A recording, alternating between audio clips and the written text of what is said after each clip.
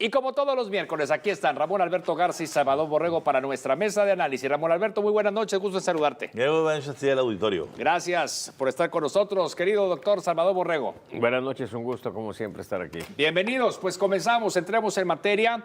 Otra vez en el municipio de San Pedro Garza García ocurre un hecho violento, un hecho de gran impacto, ahora pues de mayor magnitud por el hecho de que haya sucedido en un restaurante concurrido, domingo familiar, y pues ahí las autoridades pues brillaron por su ausencia, aparecieron minutos más tarde, ¿no? Pero ya cuando el agresor había escapado. Pero estos hechos que no se habían presentado así en medio de la gente, de hecho hubo 2 personas que también colateralmente tuvieron alguna lesión ocasionada por este mismo tirador, por este, pues sí, gatillero a todas luces. Ramón Alberto, entonces, ¿qué está sucediendo propiamente allá en el municipio de San Pedro? ¿Por qué es tan relevante hablar de este tema de inseguridad, particularmente por lo que ocurrió el pasado domingo? Gregorio, estamos pagando la factura de haber convertido en las últimas administraciones a San Pedro en el dormitorio de los jefes capos del narcotráfico en el norte de México. Tan sencillo como eso. Y no lo digo de oídas.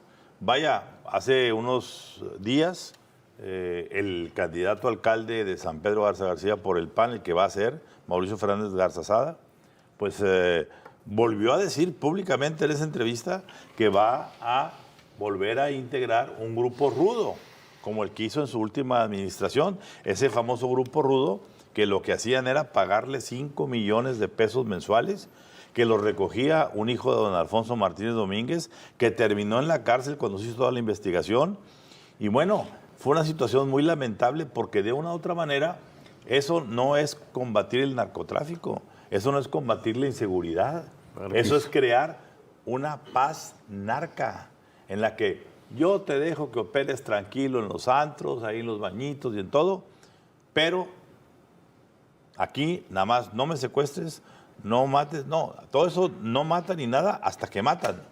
A ver, este asesinato de Bernardo Aguirre Aldrete en un hotel muy concurrido, como bien lo dijiste ahorita, pues no es tampoco la primera cuestión que pasa en asuntos públicos. Recordemos que en el lugar del Office Max o Home Office, ahí hubo una, en el H-E-B también hubo otras, afuera de 2 casas de cambio, en el Costco. Es decir, a ver, es imperdonable para cualquiera el que tengamos ya como la capital mexicana de las ejecuciones a San Pedro Garza García. Y cómo lamentablemente ese San Pedro que se tenía en primeros lugares de percepción de seguridad, en que sus habitantes decían y nos enorgullecíamos de decir, vivimos en el municipio más seguro del país, hoy se ha caído no sé cuántos puntos y ya no estamos ahí. Ya ciudades como Mérida y otros lugares están en mejor condición. Repito, ¿qué es lo que pasa? La permisibilidad de las autoridades de no enfrentar como tiene que enfrentarse con la ley al crimen organizado. Y el encontrarte que, pues a la hora que descubren a los personajes, ¿dónde viven? Pues que viven en Fuentes del Valle, que vivían por acá por Lomas del Valle, que las casas ahí están y la gente los ve.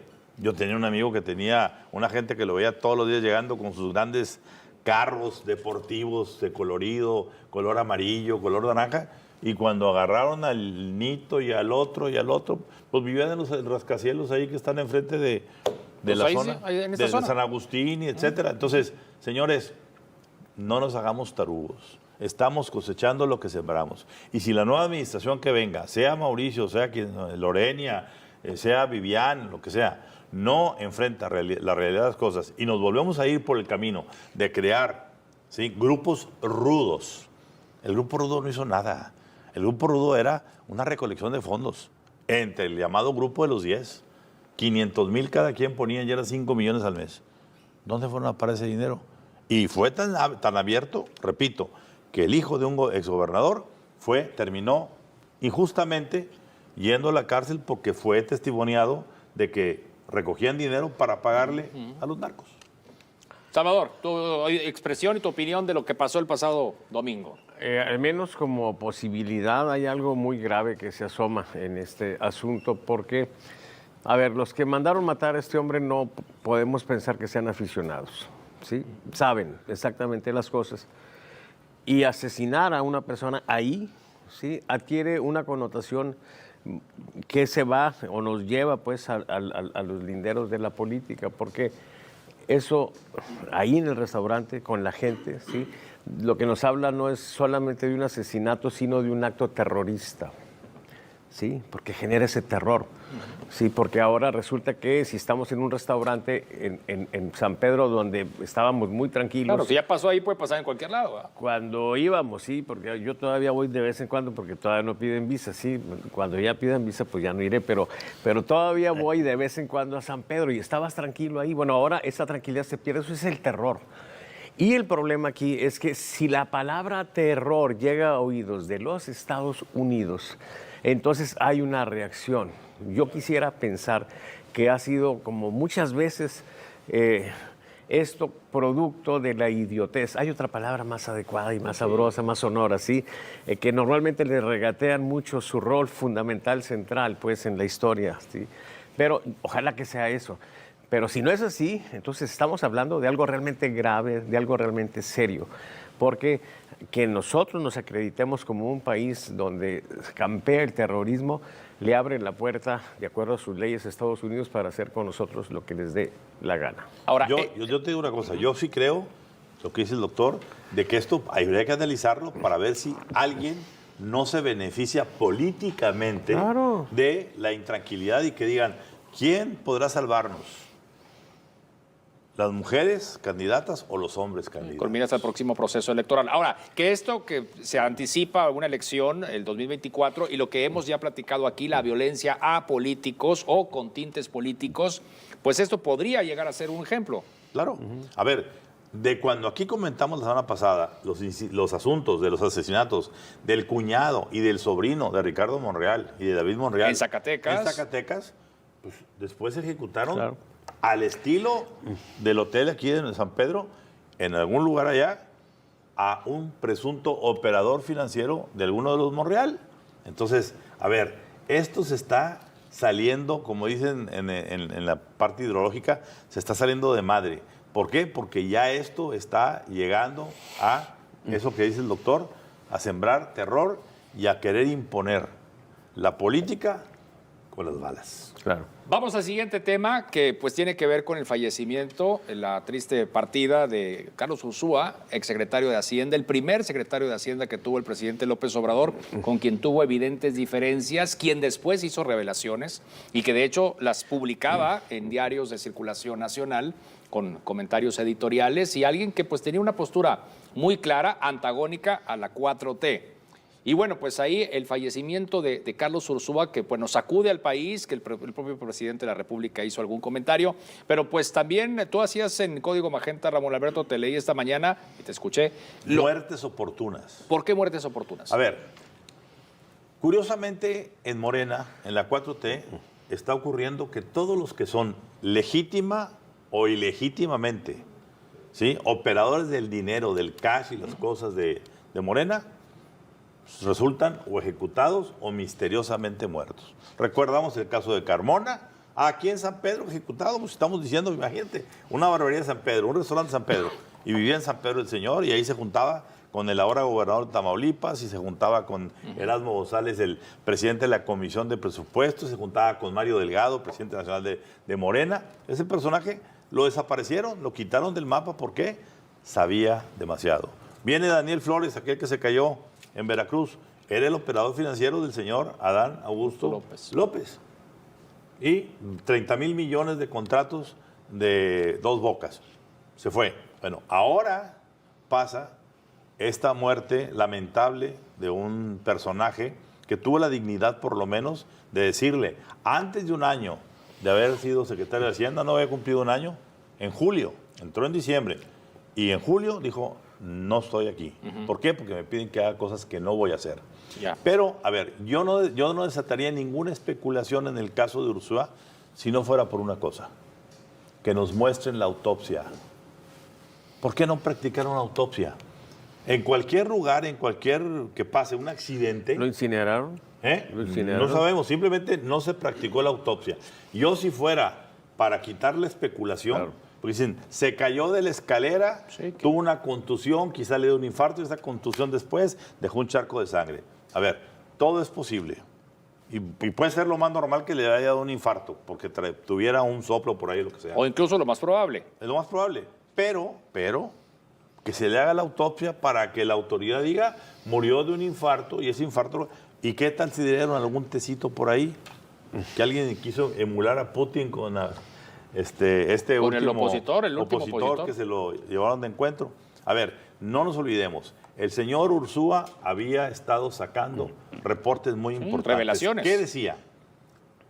El número de adultos mayores en el programa Bienestar, ¿sí?, se está manejando en el terreno de entre 11 millones de personas, cuando en realidad son como casi 800,000 menos. Si ese dinero... Que están manejando el nombre de personas fallecidas. Fallecidas. No. O no existentes. Inexistentes, fantasmas. ¿Sí? Lo que el INEGI dice contra lo que realmente estaban repartiendo, había un diferencial de 700, 800,000 personas. Eso multiplicado por 4,800 el año pasado, o 6,000 pesos en te decía más o menos unos 50,000 millones de pesos. ¿A dónde fueron esos 50,000 millones? Y el que fue secretario de Hacienda, que le dé a cualquier otro opositor... Pues bueno, lo refuta. Lo dice un exsecretario de Hacienda que estuvo ahí, que creó el sistema, que sabe de lo que está hablando, y que no le puede refutar. La pregunta es, ¿tenía más información? Empieza la especulación. Mientras no haya autopsia, mientras no sepamos que fue una cosa natural, van a dejar que haya todo tipo de especulación. Y yo lo até a decir, qué oportuno que el crítico de adentro del sistema, ¿sí?, ya no esté aquí. Sí, ¿cómo? Se rompen los hilos de repente, como ha pasado siempre. Muerto el perro, se acabó la rabia. Ya no está Carmona, ya no está el señor Flores, ya no está el señor Ursúa. Los tres manejaban dinero. Ursúa legítimamente y denunció, y los otros ilegítimamente. Ninguno para contarlo. Hay información, doctor. Sí, aparte es una información que coincide con la denunciada en el último libro de Elena Chávez. ¿Sí? Así es. La autora del Rey del Cacho. O sea, él viene a confirmar desde dentro esa acusación. Y se empieza a generar un ambiente en el que, por ejemplo, ayer Carlos Navarrete hace una entrevista tremenda, porque pues del interior también, de dentro, nos dice es que no eran sobres amarillos, eran maletas de dinero, ¿sí? Entonces estamos hablando de años, casi 2 décadas, ¿sí?, de recolección de dinero, ¿sí?, importante, de diferentes orígenes. Y entonces resulta pues que pues va a llegar un momento en que tendremos que andar buscando no el tesoro de Moctezuma, sino el tesoro de AMLO, ¿sí?, porque seguramente hay mucho dinero por ahí.